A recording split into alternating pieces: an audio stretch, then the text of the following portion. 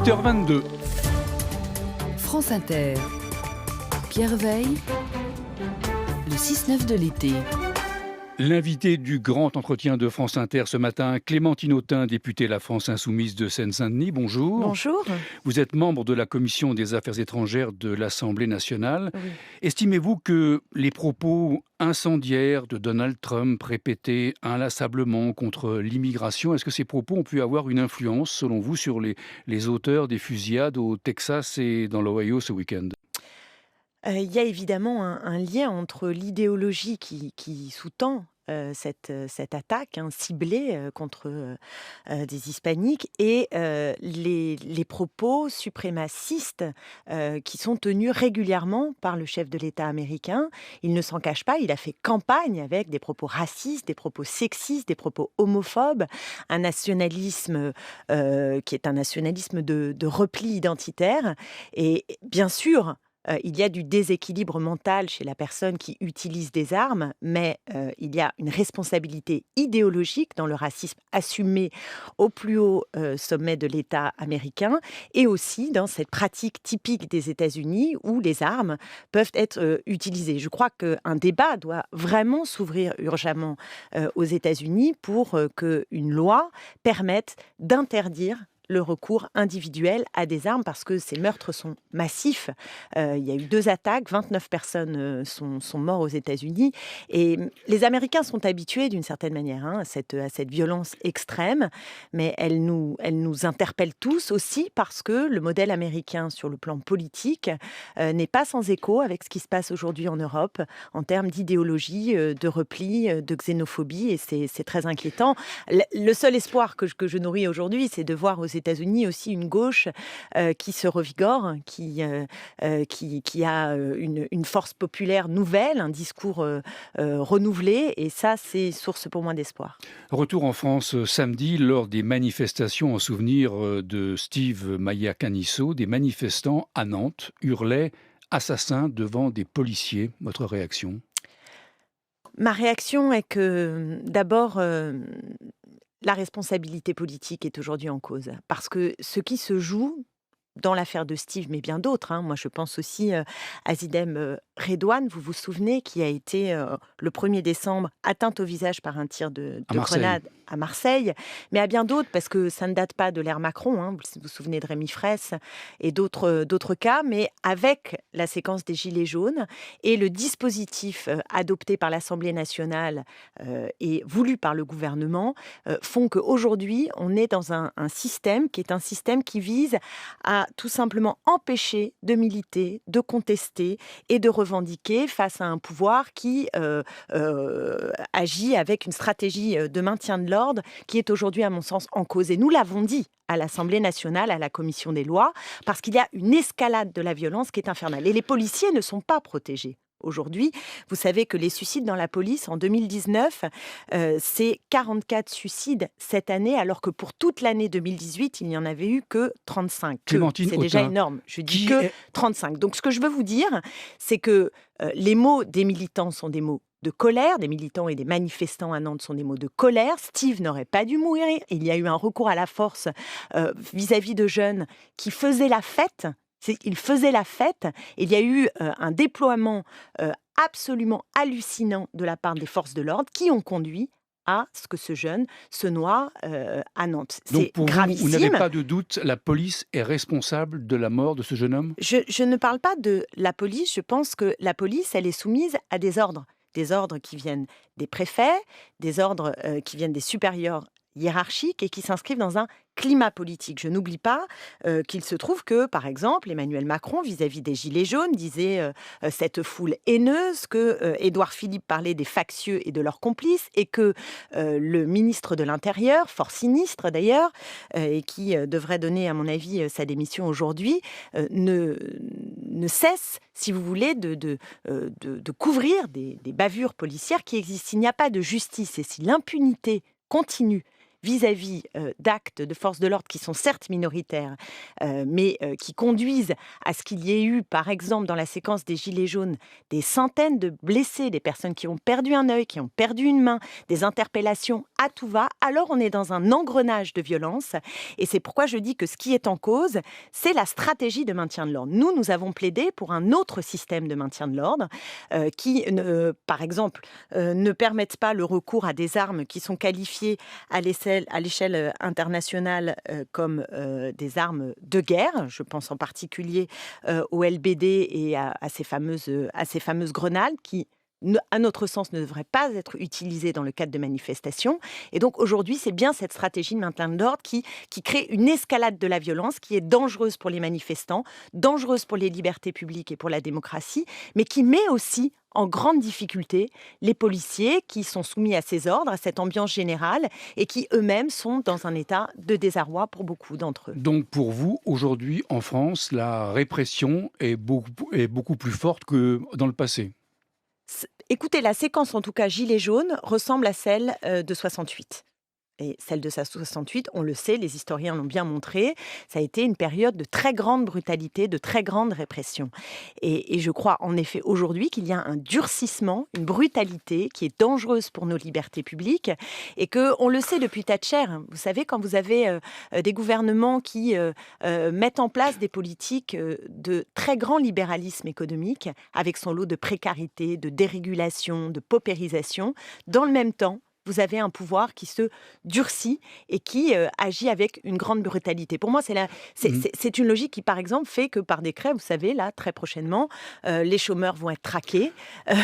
Et au fond, il y a une inversion, si vous voulez, du sens des politiques par rapport à ce qui devrait conduire une république quand elle tient aux valeurs de liberté, d'égalité et de fraternité. Les dirigeants de la police des polices s'expliquent ce matin dans une interview à Libération. Ils disent « On n'a jamais eu la volonté de blanchir qui que ce soit. On ne dit pas circuler, il n'y a rien à voir. » Il y a une information judiciaire qui est ouverte. Des juges d'instruction vont enquêter. On saura la vérité. Écoutez, je ne sais pas si on saura la vérité, je le souhaite. Et nous avons demandé une enquête parlementaire, vous le savez. Une enquête parlementaire, il y a beaucoup de cas sur lesquels il faudrait enquêter puissamment et pas simplement de l'intérieur de l'administration. Alors moi, je trouve très bien que les deux auteurs du rapport de l'IGPN qui a été rendu public, ce qui est assez rare, qui est un pré-rapport en réalité, mais finalement, le pouvoir en place l'a saisi comme un argument pour dire « circuler, il n'y a rien à voir ». Donc tant mieux si les auteurs aujourd'hui disent attention, il y a une certaine instrumentalisation des conclusions de ce rapport. Donc pour l'instant, on ne sait pas tout. La seule chose qui apparaît assez fortement, et y compris des sauveteurs, des pompiers, ont témoigné en disant que le déploiement des forces de police était complètement hallucinant et en tout cas sans doute très disproportionné par rapport à ce que, à cette manifestation de jeunes qui étaient juste là pour faire la fête. Et donc, je pense qu'il faudrait que la lumière soit faite, que la justice soit rendue. Et c'est dans de nombreux cas. Vous savez, au mois de juillet, il y a eu aussi encore cette marche pour Adama Traoré. Et je crois que dans notre pays, on ne peut pas s'habituer. On ne peut pas s'habituer à ce niveau de brutalité et d'impunité. Et si on veut que, justement, la police puisse faire correctement son travail et qu'il n'y ait pas cet engrenage et cette haine qui se développe dans certains secteurs vis-à-vis de la police, il faut impérativement que l'impunité cesse, que la justice et la vérité éclatent. Clémentine Autain, que pensez-vous des attaques visant des permanences d'élus La République En Marche pour protester contre le CETA, ce traité de libre-échange entre la France et le Canada ? Oui, je préfère toujours quand on peut manifester sa colère autrement que de la sorte. Mais ce que je remarque dans le moment qui est le nôtre, plus au long cours, c'est que les formes traditionnelles pour exprimer son mécontentement sont souvent balayées d'un revers de la main. Quand on manifeste, on a l'impression que ça ne sert à rien. Les syndicats protestent, on a l'impression qu'ils ne sont jamais écoutés. Toutes les formes qui sont des formes pacifiques, traditionnelles, démocratiques, avec des médiations qui devraient permettre au pouvoir en place d'entendre les contestations et de trouver des compromis, ils sont laminés, méprisés. Et donc, on voit se développer en France, de plus en plus, des attaques qui sont des attaques plus physiques, plus sonnantes et trébuchantes. Vous voyez ce que je veux dire? Voire parfois brutales, violentes dans les mots ou parfois dans le passage à l'acte. Et il faut l'entendre aussi comme une crise des médiations et des possibilités de contester et d'être entendu. Et ça, je n'ai pas le sentiment qu'Emmanuel Macron et son gouvernement soient à l'écoute aujourd'hui des contestations qui existent dans ce pays. Au contraire, il les méprise, il les brutalise, il est lui-même violent. Et je crois qu'un pouvoir en place comme celui-ci ne peut pas durablement continuer sans que la colère ne prenne sans cesse plus de voix. Et vous savez que les raisons pour lesquelles ces permanences sont mises à sac, ou en tout cas malmenées, c'est quand même le CETA. Et le CETA est un scandale autrement plus grave que des permanences saccagées, pardonnez-moi de le dire. Mais pourquoi n'avez-vous pas confiance dans les contrôles qui seront effectués pour Mais vérifier quelle que plaisanterie. les productions agricoles et les viandes canadiennes qui arriveront en France respecteront nos Bien sûr, règles mais c'est sanitaires? une plaisanterie. Vous savez combien de personnes aujourd'hui sont au cul des bateaux pour justement vérifier les choses? C'est Epsilon, c'est rien. J'ai suivi toute cette bataille du CETA parce que justement, elle est passée aussi dans notre commission des affaires étrangères. C'est un scandale, ce CETA. Et c'est un traité nouvelle génération qui vise à accroître les échanges dans un moment, vous allez voir demain, le rapport du GIEC, les conclusions, puisque en ce moment à Genève, les scientifiques et les chercheurs sont en train de discuter. Il nous reste 8 ans et demi. 8 ans et demi, c'est rien. Dans 8 ans et demi, on est à sec du point de vue de notre bilan carbone. Et le réchauffement climatique va à une allure qu'on n'avait même pas imaginée. Vous savez qu'avec la fonte des glaces, vous avez des scientifiques qui installent leur matériel, ils n'ont même pas le temps de l'installer, que ça a déjà fondu. Ils veulent observer, ils ne peuvent pas observer parce que ça a fondu. Donc la situation est dramatique. Et dans ce moment où la situation est dramatique, où tout le monde dit on ne peut pas continuer avec ce modèle de développement, des traités nouvelle génération vont accroître les échanges tout azimut, parce que là, c'est avec le Canada pour le CETA, mais vous savez qu'on discute avec la Nouvelle-Zélande avec l'idée qu'on va importer des aliments par avion et faire des échanges qui sont des échanges absolument mortifères pour le réchauffement climatique, pour l'écosystème, pour notre santé, puisqu'avec le CETA, vous le savez, le Canada, c'est l'abaissement des normes et des protections qui est en jeu, puisque des farines animales sont utilisées là-bas, des Oui. antibiotiques, tout un tas de choses qui ne sont pas utilisées dans notre agriculture française. Ce mois-ci, 150 citoyens vont être désignés pour constituer la Convention citoyenne pour la transition écologique. Ils seront tirés au sort. Que pensez-vous de cette procédure? Le réalisateur et militant écologiste Cyril Dion est un des garants de cette procédure. Bah écoutez, tant mieux s'il y a Cyril Dion et tant mieux si la préoccupation environnementale arrive vaguement au sommet de l'État. Le problème, c'est qu'il ne faut pas une écologie de communication. Il faut qu'on passe à une écologie concrète. Et pour l'instant, je ne vois strictement rien venir. Il faut changer de modèle agricole, on le sait, il faut basculer, il faut arrêter avec une agriculture chimique. Il faut jouer aussi sur l'alimentation, il faut une politique des transports qui soit cohérente. Et regardez ce qui se passe avec le Perpignan-Rungis. Il faut arrêter avec des espèces de grands projets complètement dingues comme Europa City. Je vois que l'État soutient Europa City, vous connaissez ce projet qui est dans le triangle de C'est près de Gonesse, Paris, oui. qui est une folie. Il y a des terres agricoles, on va enlever tout ça et faire des centres commerciaux. Donc, je ne vois rien dans ce gouvernement, y compris CETA et traité de libre-échange en tête, qui permettent de basculer vers une économie qui soit une économie soutenable du point de vue environnemental. Donc, il y a une écologie de communication, on peut faire des rapports et ensuite, on s'assoit dessus et on fait une politique qui n'a strictement rien à voir avec tout ça. Or, le temps presse absolument, le temps presse. On est dans un état d'urgence qui est maximal. Nous avions Est-ce que vous demandé... partagez le jugement d'Yves Cochet, ancien ministre de l'écologie, qui dit l'effondrement du monde, c'est entre 2020 et 2040? Moi, oui, en tout cas, il y a un problème. Dès 2020, on est devant un problème majeur, avec des populations qui vont prendre très très cher. Et ce qui m'inquiète, je vais vous dire franchement, c'est qu'on arrive à un moment de bascule où la transition se fera de façon autoritaire. Vous comprenez le problème? Ça risque de se faire de façon autoritaire. Aujourd'hui, si on prend la mesure, on peut basculer et ça peut devenir une change parce que c'est le sens de l'économie qui est en jeu. Vous voyez bien Autoritaire, qu'est-ce que vous voulez qu'aujourd'hui, dire par là? À un moment donné, quand vous allez avoir des populations qui vont devoir partir de là où ils sont, quand vous Ouais. allez avoir les mers qui montent et toutes les conséquences concrètes du réchauffement climatique, il va falloir prendre des mesures drastiques, draconiennes et donc autoritaires. Aujourd'hui, si on les prend, elles peuvent être une chance pour contester le modèle consumériste et pour essayer de retrouver dans l'activité économique des propositions qui ont à voir avec la vie, qui ont à voir avec la culture, qui ont à voir avec le sens de ce qu'on produit et non pas la folie dans laquelle nous sommes, qui est une folie qui touche aussi à nos désirs et au sens à être ensemble, à faire société. Beaucoup de questions pour vous, Clémentine Autain, députée La France Insoumise de Seine-Saint-Denis, au standard 01 45 24 7000. Franck est à Valence, il écoute France Inter ce matin. Merci de nous écouter, Franck. Et Clémentine Autain écoute votre question. Oui, bonjour Clémentine Autain. Bonjour. Merci à la matinale pour poser ma question. Le résultat des élections européennes n'est pas satisfaisant pour la gauche radicale, la gauche anticapitaliste.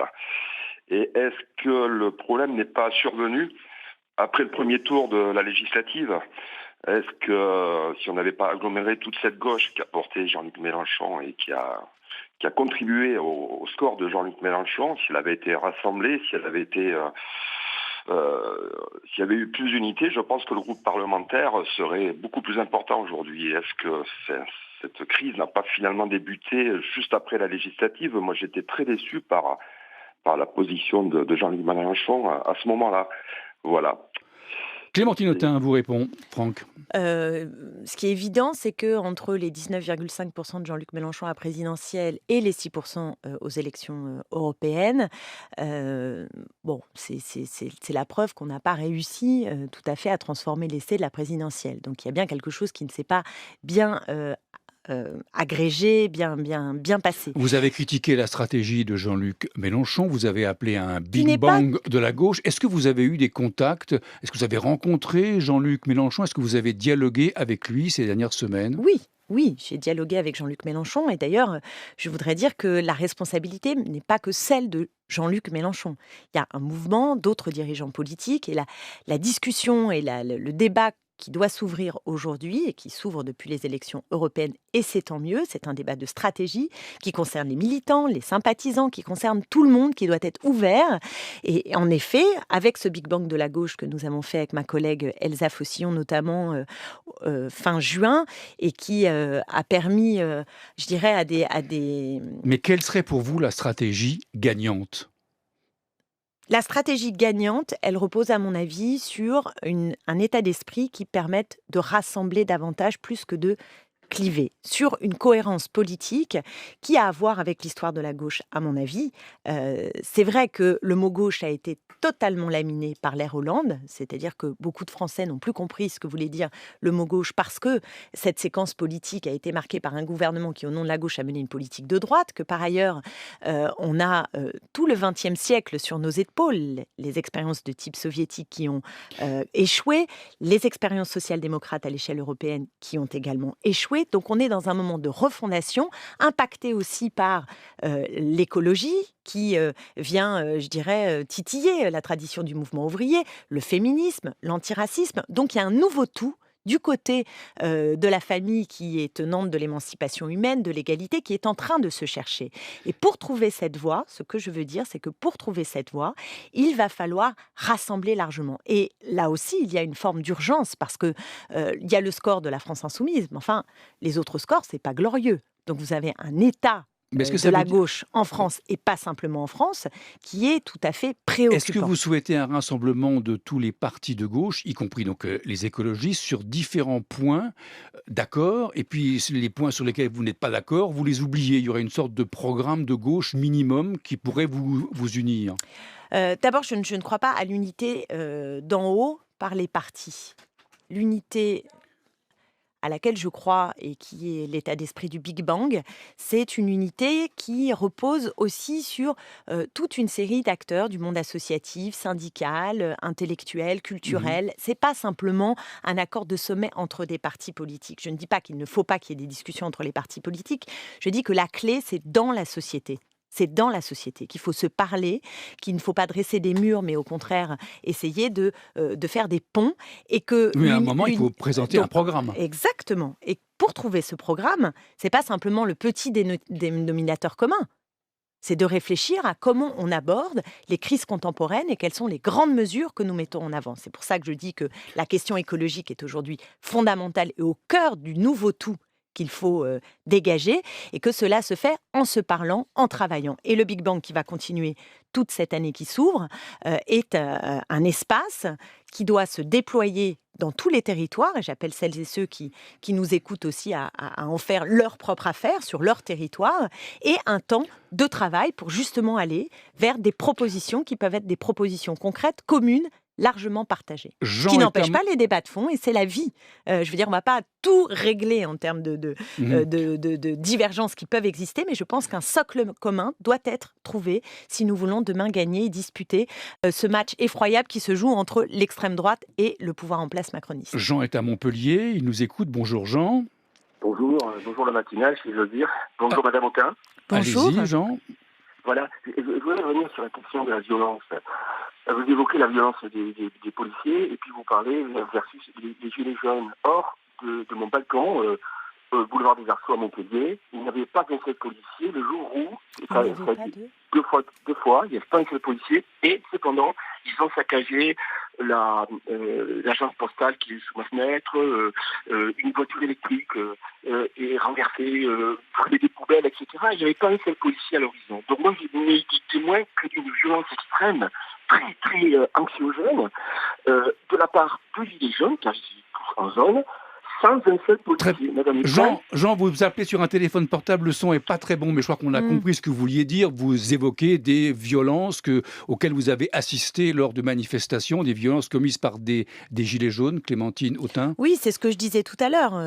Moi, je ne suis pas favorable à la violence pour des raisons qui sont des raisons d'efficacité politique, parce que précisément, voilà, ils n'ont pas convaincu cette personne qui peut-être aurait pu être convaincue par les revendications des gilets jaunes, par leur colère légitime contre le manque d'égalité, pour la justice sociale et fiscale, qui sont les revendications majeures des Gilets jaunes et que je partage. Donc, visiblement, là, c'est pas efficace. Mais attention de ne pas renvoyer dos à dos la violence de manifestants et la violence de policiers. Parce que les policiers, ils sont là pour garantir notre système républicain. Et donc, pour garantir la liberté aussi de manifester. Donc, on ne peut pas renvoyer dos à dos ces violences-là. Et d'ailleurs, les Gilets jaunes, quand ils commettent des actes qui sont des actes répréhensibles par la loi, la dureté de la loi s'applique fermement vis-à-vis d'eux. Après la disparition de Steve, que répondez-vous à ceux qui, dans la majorité notamment, disent que vous exploitez politiquement un drame, que vous faites une fois de plus feu de tout bois? Écoutez, il y a un drame. Il y a un drame effroyable qui d'ailleurs, je pense, a touché très largement, parce qu'on se dit, déjà beaucoup de parents ont peur quand leurs enfants vont manifester, mais alors si maintenant on doit avoir peur quand un jeune va tout simplement fêter la fête de la musique, où on va? Donc ensuite, nous sommes des responsables politiques. Et nous avons notre mot à dire sur les responsabilités vis-à-vis de ce drame. Donc, je ne comprends pas le terme d'exploitation. Je pense que c'est notre rôle d'avoir d'abord alerté. Vous savez qu'à la France Insoumise, les députés, nous avions fait des vidéos, nous avions vraiment interpellé le pouvoir en place sur cette affaire de Steve avec une tribune commune, et nous pointons des responsabilités. Je pense vraiment que nous faisons notre travail, et ni plus ni moins.